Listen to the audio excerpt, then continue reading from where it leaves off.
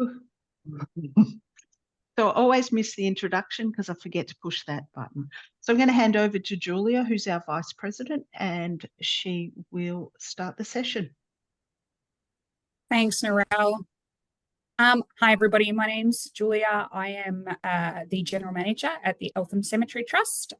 Thank you for joining us, Narelle and myself today. I also saw lots of CCAV Committee of Management faces, Rob, Karen, Danielle, John, Sally, thank you. They're a wonderful group of people that I have the pleasure of being able to work with on a day-to-day basis, helping the cemetery sector in Victoria. What we're going to cover off today is really a fundamentals on forms, and basically the need for this session was driven out of our in conversation sessions where we've been going around the state, meeting with different cemetery trusts and understanding what their needs are. We also thought this one was timely because the new regulations came out in June. So a good refresher for some people, you know, there's a few things that have changed that we wanted to highlight, but really stripping it back to basics on forms, okay? Some of this may be for people who've been around for a while. This may not necessarily be suited to you. You may be beyond this, but that's the starting point that we thought we'd take. So the purpose today, we want to build a clear understanding of the fundamentals of what is prescribed information and what makes a form valid as it relates to your obligations as a cemetery trust, okay?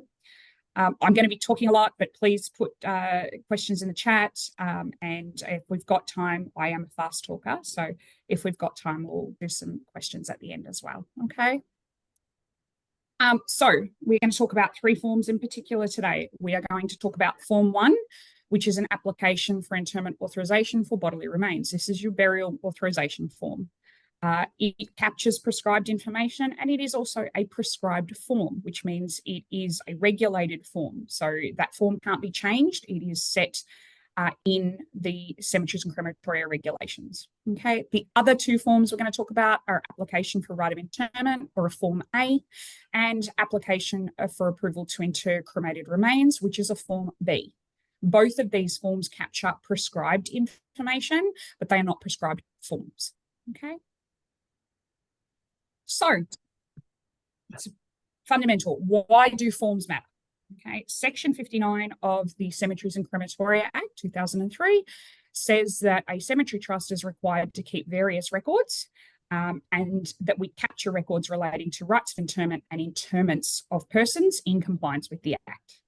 And the way that we do that is by using forms, and a valid form captures two things. It captures the prescribed information we need under the regulations, and it captures the necessary authorizations we need. Okay. So forms are important at a really simple level. An accurate form, oh my gosh, that's my dog running past, I'm so sorry. An accurate form means compliance to our legislation, which then subsequently protects our trusts, and it creates a reliable foundation of our records.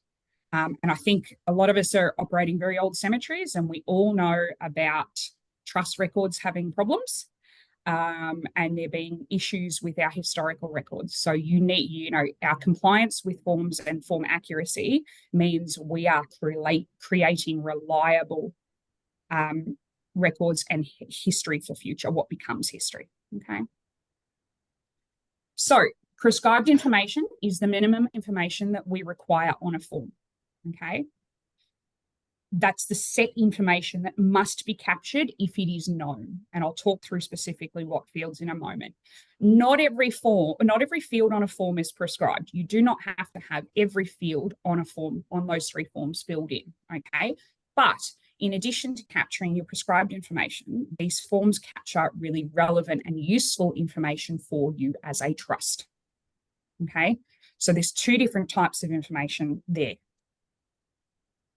Then the second part to this is, well, what makes a form valid? So a form can have all of its prescribed information on it, but it's not valid if it doesn't have authorization on it. Similarly, a form's not valid if it's authorised but doesn't have the prescribed information. Okay, so there is two components to that. So the form needs to have the authority signed, so it needs to have the signature of the applicant, and it needs to be signed by the holder or their legal representative. Okay, it also needs to have an accurate description of who the holder is and where the place of interment is. So it can't say that it is in Lawn A when your records say that the right of interment is for a gravesite in Lawn B. It can't say the holder is Mary Smith when your records say the holder is John Smith. Okay. These things are validators that you have to check. If it's got a different person's name on it, it's not valid. If it's got a different location on it, it's not valid. So what does this look like in terms of the three forms? I'm going to merge for the purpose of, because we're talking about an interment, I'm going to talk about Form A and Form B together because they capture the same information, okay? So you prescribed information on a Form 1 and a Form B is the deceased's full name. The prescribed information is the suburb, town or city that they last permanently lived in. This is a change from 2015 and previous regs. It used to be the last known address. That has now been simplified to the last suburb or city. Okay. The deceased date of birth and their date of death. Their status as a veteran. You don't have to have yes or no. There is an option for not sure. The date of interment and the location of the interment. Now, I've got a couple of asterisks there. Some of that information may not be known. I can give you an example. I had a box of ashes brought to me last year. They'd been sitting in the cupboard since the 80s. It didn't have a last address on it. It was someone not related to the family. They didn't know where the person lived. So we weren't able to fill that in. So it is an if known, but it is required if it is known. So on your screen, on your form, these are the fields. Okay, gender is not required. Age is not required if you have a date of birth and date of death. And a lot of people use software or even spreadsheets that can auto-calculate those things. As I said, suburb. Religion is not required. Whether or not the person had a partner is not a required piece of information. And you shouldn't reject a form if those fields aren't completed. They are optional, okay? They help inform your records, but not required. Similarly, the place of interment, so the details, what type of interment location it is, and the specifics of the location. And then the date of the interment is also prescribed. One of the things here that's really important is that we understand that the particulars of the deceased are provided to you by a family, and you can't validate that information, okay? You capture it in good faith. You are trusting that the information that is being provided to you is true and correct, okay? However, particularly for a burial with the Form 1, you do need to get the statutory evidence of their death. So that is a medical certificate of cause of death, a coroner's warrant or a coroner's release, and you can use those to validate the information that is on your Form 1, okay? And you should use it, i.e. you should be checking that the medical certificate that you receive or cite is the same name as the person who the interment of burial relates to. Check the dates that are on there, all those things. So you have to use the information that you have available, but you also have to accept components of it on good faith. We recognise that completely. So once you've got your information, what validates the form? So in addition to your information you prescribed, you do need your statutory evidence. You need to know who the applicant is. You need to know who the holders are and have their information. And you need to have the consent of all those people. Okay, oftentimes, yes, the applicant is the holder, but you do need to have consent where they are not. If the holder is not able to sign, you actually need to be satisfied that this is true. Okay. And this is popping up a lot. Obviously, it has done for a number of years, and it's going to continue to pop up where the person, you know, that you're interring is often the deceased who owns the interment site, or for whatever reason, they've not signed. So there's circumstances there where that happens, and there is a recommended process for how you go about it. If on that form the applicant indicates your holder is deceased, check that. I know that sounds silly, but you should be checking your records. You know, are they already interred in your cemetery, or the interment themselves obviously might relate to the holder, and you'll then have your medical certificate, cause of death, or you've got your interment record that says that they are deceased. If they're not in your cemetery, or if it's not the person that you are interring, you should be getting evidence that they are in fact deceased. Okay. When the holder is not available, that excuse really doesn't fly in this day and age. You know, over 90% of people in Australia aged 18 and over have access to phone, internet, a digital platform. Okay. So that is not an excuse now that you would be using without getting additional information. I wouldn't just say, oh, the holder's not available, they can't sign. Not really an excuse. You know, oh, they've moved overseas. Well, let's get an email. Let's email them that form. Okay. I know it seems like a little bit more work on your end, but you are required to get the holder's authorization. So it is necessary to do. The third part there is if you cannot find a holder, they cannot be located.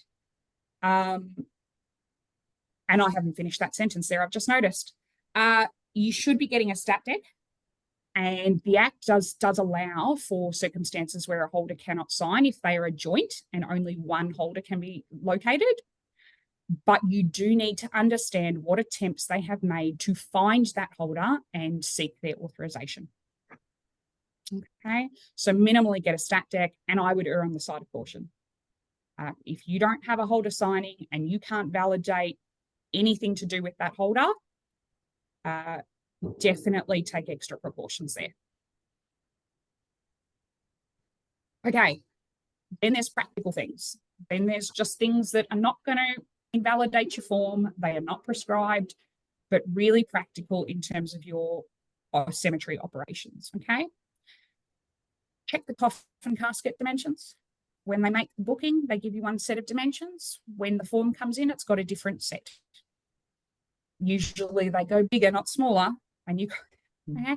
So that's a practical thing. They're advising you of a change. They might not actually be pointing it out to you. So always check the particulars of what they are interring. Check the time. They may have changed the time on you, or there may have been a miscommunication when they booked with you as to what time that interment is to take place, and you've got corresponding interments booked. Similarly, they've decided to have a graveside, you've only given a time allowance for a committal.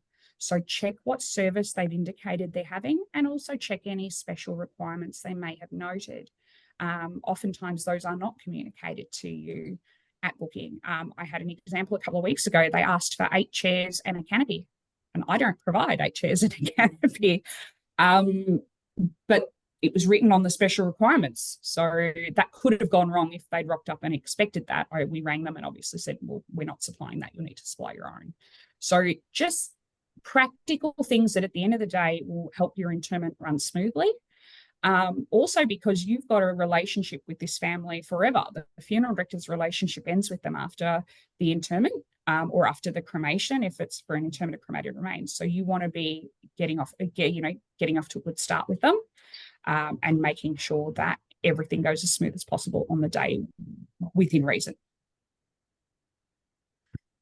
So then you've got your Form A, okay? The prescribed information on a Form A is the full names of the holders of the right of interment. You'll notice I haven't put contact information there. Contact information is actually not prescribed, but it will make a form valid because you do need contact information to be able to interact with that holder, inform them of their rights and responsibilities, and have, any interaction you have with them in respect of the right of interment. So technically, that contact information isn't prescribed, but at least minimally, their name is. When was the right granted and issued? So what's the date on it? What are any conditions related to the purchase? And normally a condition would be tenure. There can be other conditions as well, but in terms of what is on that form, it does need to be indicated whether or not the tenure relates to a perpetual or a 25-year tenure.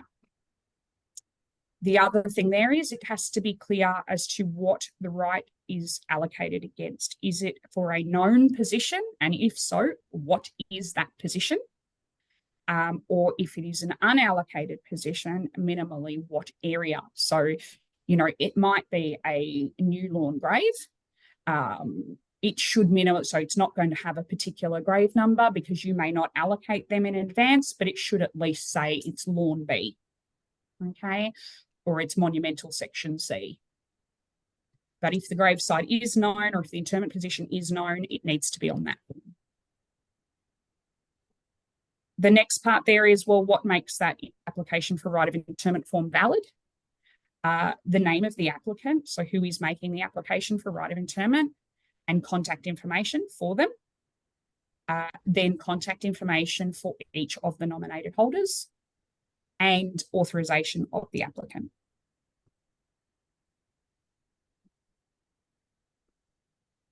So we've got our forms. The forms are received, they're completed. What do we need to do with our forms?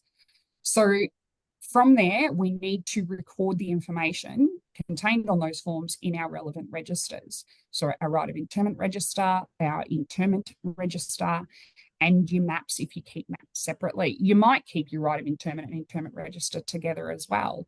Some of them are in digital systems, some of them are in manual books, some are spreadsheets. Whatever system you use to record that record your records, that needs to be that form data needs to be recorded in those mechanisms. And then the next part is you need to store your form. Okay. The form itself, so there's two components to this. Your form is your evidence, but your register is your record. Okay.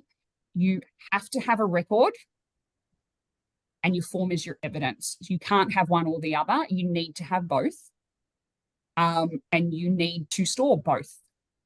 And you need to store both securely. Whether or not you choose to store your form digitally or store it manually is up to you as a trust.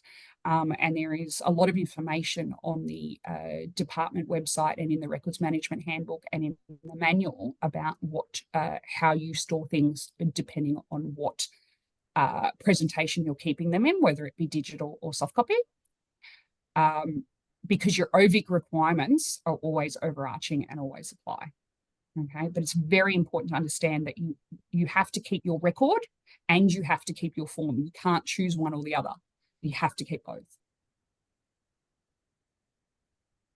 So as I said, look, these three forms are really, and any other forms you might use, are one component overall of your entire records management obligations under the legislation.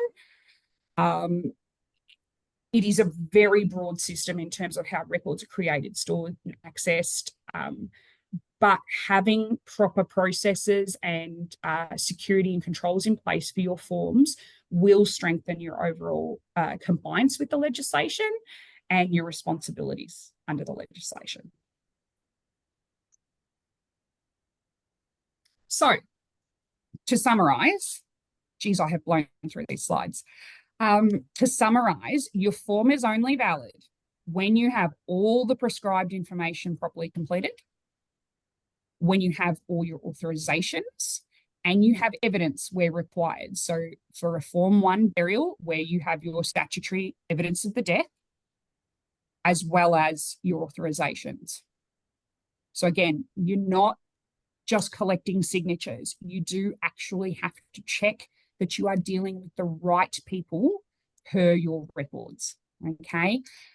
You are not just filling in receiving the filled in form and chucking it in a box to be filed. You do have to validate what's on it, and then you have to record that information, and then you have to store it, okay? And in the event you can't get the necessary signatures, you do need to ensure that you're dealing with the correct person and that you've done your necessary due diligence, okay? So as a cemetery trust, you are ultimately responsible for ensuring that each interment is lawful and properly authorised. That is your obligation. And it is an obligation that you record, store, and retain that information securely and permanently, okay? So there is a couple of really great resources out there. In addition to the manual, and the manual covers a lot of things, but there is a records management handbook that was developed by the department. That is a really good starting point for understanding exactly what, and this has all been built off of that guidance book. It's really practical and it explains it in very simple terms as to what all this information is, where you store it, how to keep it, what its relevance is to your cemetery operations. If you're looking to do some hard reading, specifically in the Act, you need to read Part 4, Part 6, Part 8, Part 9, Division 1. Okay? Again, that is all then put into the manual, and I've got the manual reference material on the next slide as well. But then in your regs, you've got Part 2 and Part 3.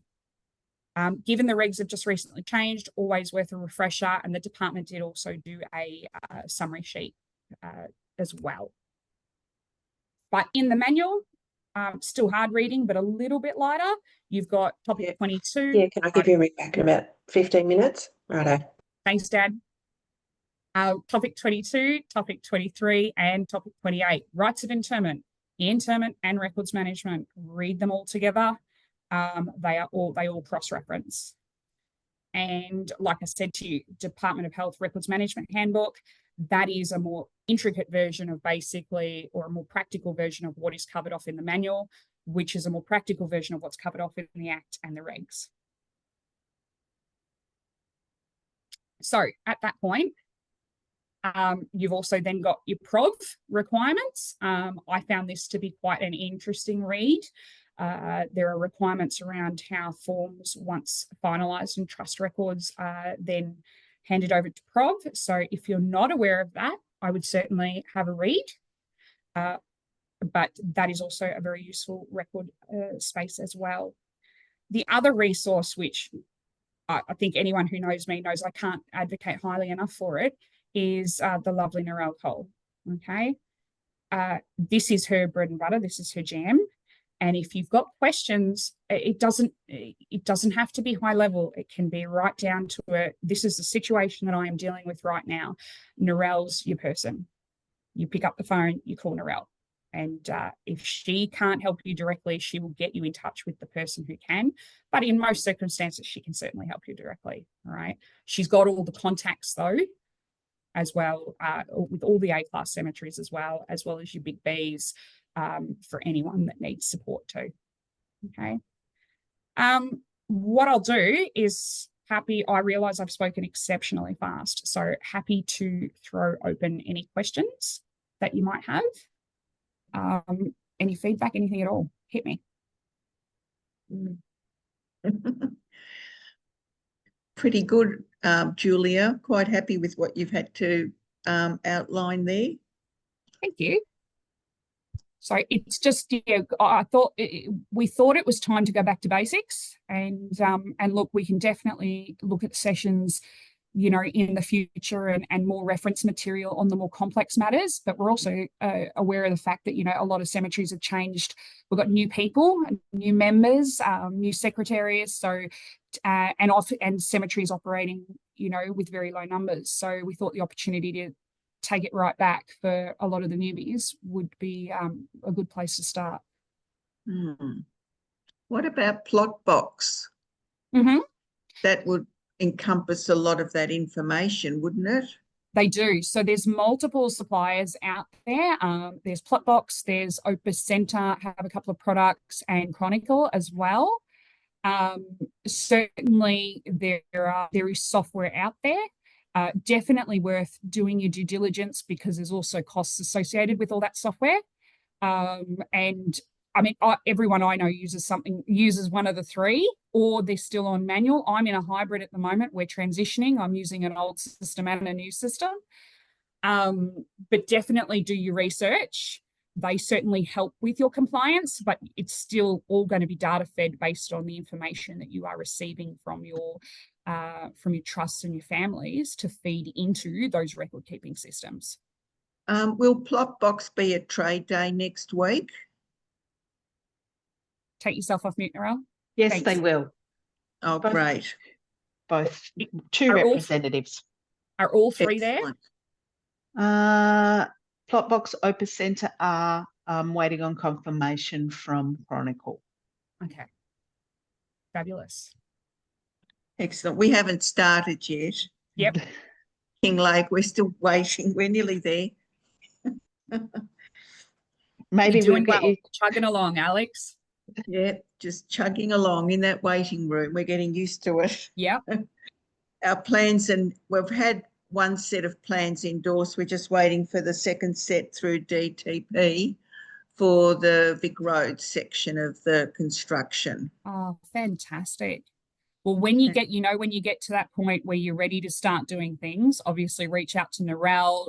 I'm not far away, and I know you've got John nearby as well. And Yeah. When you're ready to start getting into that operational phase, we'll certainly be here to support you. Yeah. We had a really great meeting last Friday at Kangaroo Ground with John, and he just opened up a whole lot of useful stuff we weren't aware of. So we'll be touching base with him, and we've had a lot to do with James Reed at the GMCT for planning. So Fantastic. we're getting there, closer to where we thought we would be anyway. So Wonderful. what? So does anybody else have any questions about what Julia's spoken about this morning? I will say the presentation will be up on our website as well as the recording. So if you happen to pop in a little later than when we started, you'll be able to catch up with the bits that you were unable to see. The hyperlinks and all of those things will be available on the presentation, so you'll be able to click through and see what you want. And in the meantime, the association, we're busily building some policies and templates and other forms to lead into bookings and flow charts and things like that. It's going to be a work in progress. It's going to take us some time to get it up and running. But if you're looking for something specific, please give me a call. And you'll notice that we've done a bit of cleanup of our website, and we've put some new bits and pieces in under the members area. We're also about to launch a cemetery co-op. So if you've got any equipment, if you've got any jobs that you're looking for, you want to share some information, it's all under our trust co-op. So there'll be some exciting information about that to come out in a couple of weeks as well. But in there, you'll find reference to the In Conversation onlines, policies and procedures. The department's regulation webinars are also available. So it's slow, but we're getting there.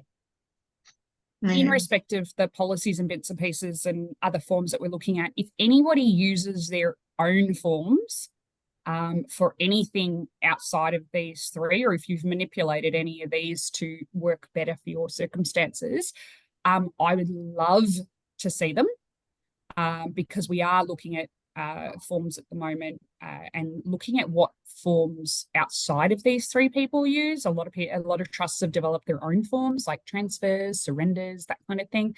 So if you have any forms that you're using, even like Mason permit approvals, we'd absolutely love to see them so that we can capture that and have a look at how we can develop forms that are going to be useful to you and procedures as well, and checklists to support that. As long as you're happy to share. Yeah. You don't have to. No, it's not required, but yes. So the other thing I wanted to highlight was we've got some more In Conversation in person sessions. So these sessions, we've run 5 or 6 so far. And this is, we get together in a room with your other cemeteries local to your area. It's usually about 3 to 4 hours, very fluid, and we want to talk through your operations, how you're finding dealing with the legislation, the regulations, policies, procedures, fundamental practical needs of your cemetery.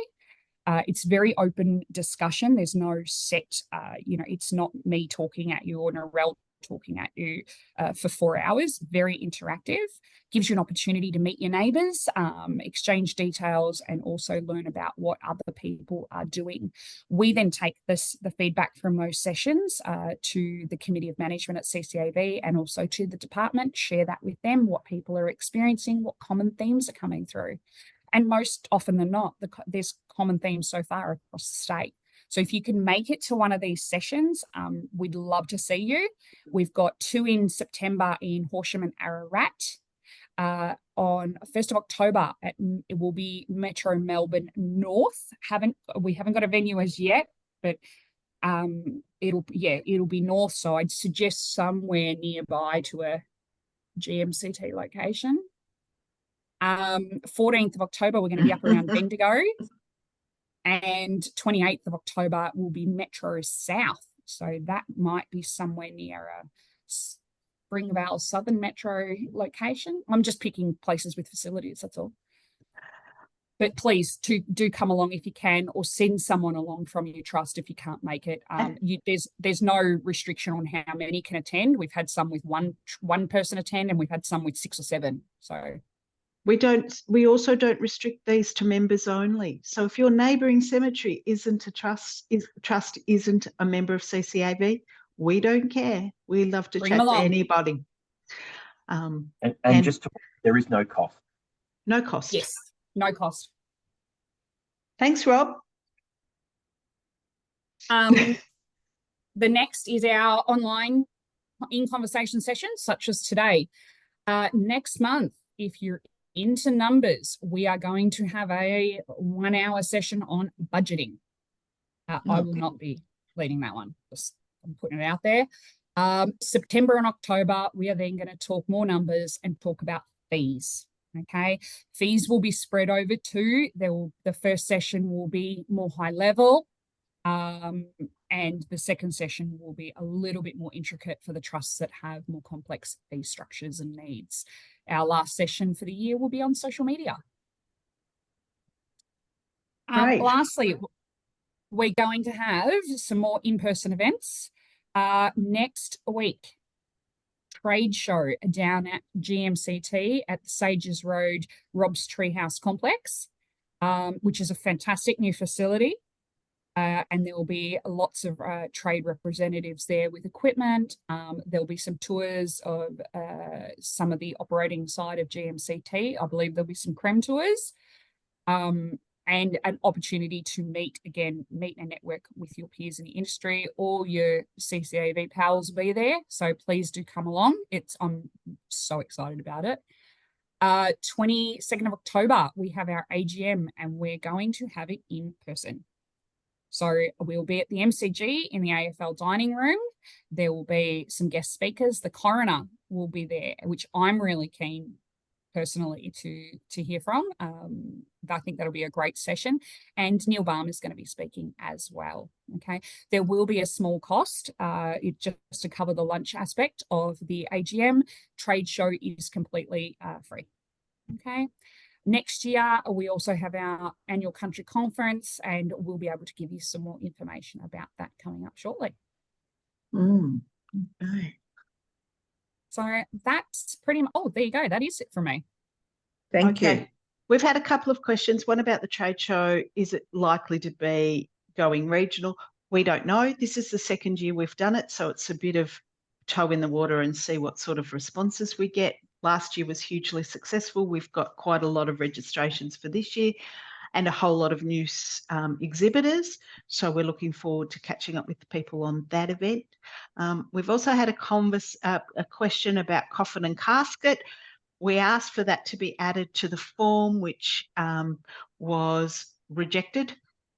But we will go into further discussions with the AFDA and the NFDA regarding education and having them add this piece of information automatically to the forms that they fill in. We'll take the feedback about measurements back to them as well. So we've got a meeting with them early in August with the AFDA, and so this will be something we'll add onto the agenda.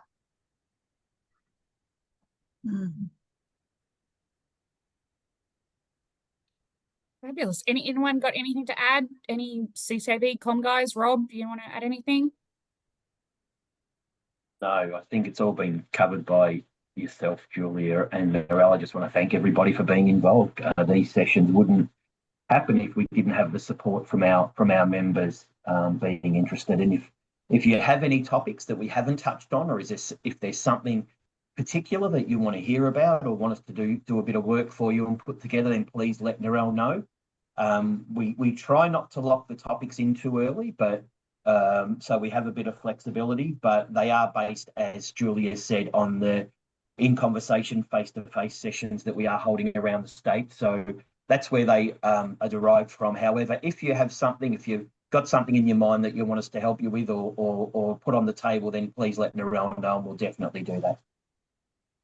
And yeah, get along. We're trying to do as many events and make the association as interactive as possible. So get along to whatever events you can. The trade day, as Julia said, the AGM is going to be a great day. So if you have the opportunity to come down to the MCG, please do that, because it's going to be wonderful having the state coroner there, who we've been trying for a long time to get hold of, and we finally managed to get her to come along. So it's going to be a great day. So I encourage you to come along to that as well.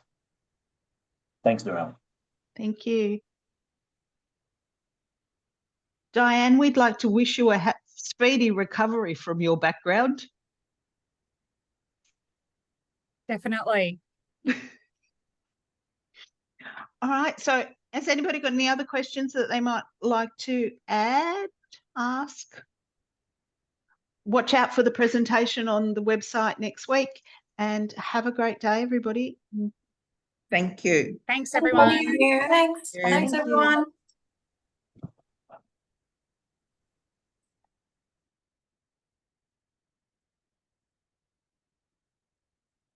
Oh, okay.